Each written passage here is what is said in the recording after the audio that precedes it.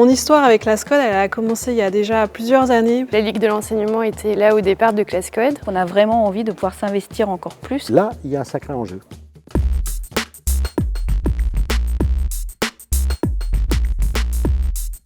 Virginie Royer, chef de projet pour Talents du numérique pour tout ce qui concerne les partenariats.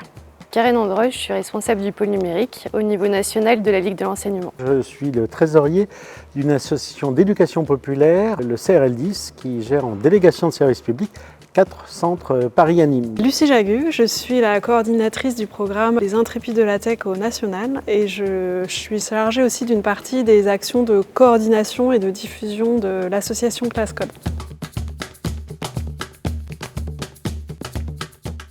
C'est une longue histoire puisque dès le début, j'étais encore en activité chez BM France, je m'occupais de relations universitaires et on a accompagné, contribué bien sûr à développer cette superbe idée. La Ligue de l'enseignement était là au départ de ClassCode. On a participé à différents projets éducatifs, notamment le MOOC IA, le MOOC sur les impacts écologiques du numérique. On est là depuis le début avec eux, depuis le lancement. Talents du numérique, c'est une association qui a pour vocation d'informer, de mieux faire connaître les formations et les métiers du numérique. Aujourd'hui, ClassCode, pour le projet Intrépide de la Tech, c'est un partenaire incontournable pour toute la formation des professionnels de l'éducation. Étant jeune retraité, j'ai souhaité pouvoir continuer à les accompagner dans leurs activités. C'est vrai que pour nous, c'est très important tout ce travail de formation qu'ils proposent, de MOOC. On a vraiment envie de pouvoir s'investir encore plus et donc de rejoindre pour cela le conseil collégial.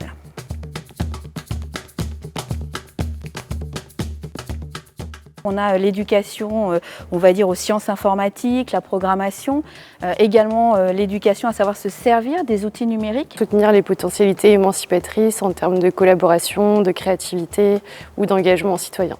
Donner aux gens, et en particulier aux jeunes, les moyens de comprendre et de pouvoir choisir par eux-mêmes. Lutter contre les menaces potentielles du numérique. Commencer par former les enseignants et tous les formateurs au numérique. Comprendre l'environnement numérique dans lequel on vit, démystifier aussi toutes ces questions autour de la tech. Et puis peut-être un point important, je pense aujourd'hui avec la multiplication des usages, c'est aussi d'avoir un regard critique en fait, sur finalement ce qu'on pourrait appeler des médias numériques.